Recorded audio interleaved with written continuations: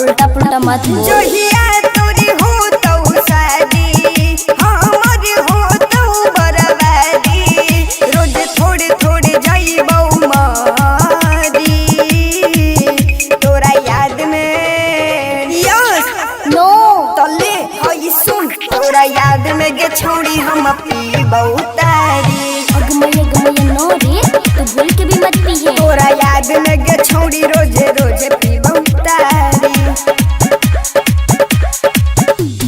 तारी बहुत खराब हुआ है रे तू भूल के भी मत पिए। अच्छा इतने हमर चिंता तो बोल हमरे से सदिया कर मी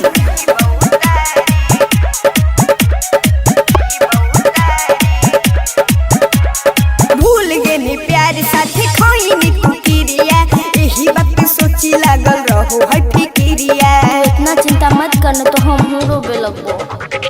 हमारा ला छोड़ा पहले तू ही जरूरी किया ना गलत पूछो हको मजबूर। हमरा बुझे नहीं गे छोड़ी तू अनारी तोरा याद में नो यस नो आगे सुन तोरा याद में गे छोड़ी हम पीबौ तारी।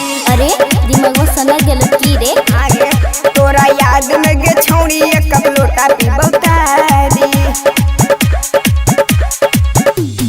बतियाने न मालूम देख लिए एक दिन पछताएंगे। दिल के दर्द पे है दवाइए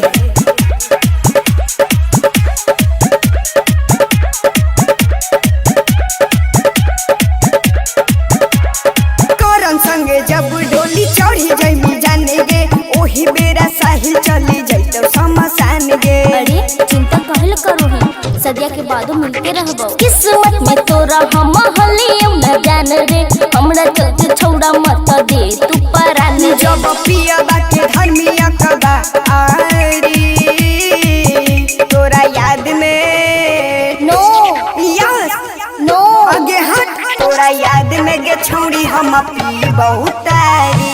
अगमय नो रे तू भूल के भी मत पिए। तोरा याद में गे छोड़ी रोजे रोजे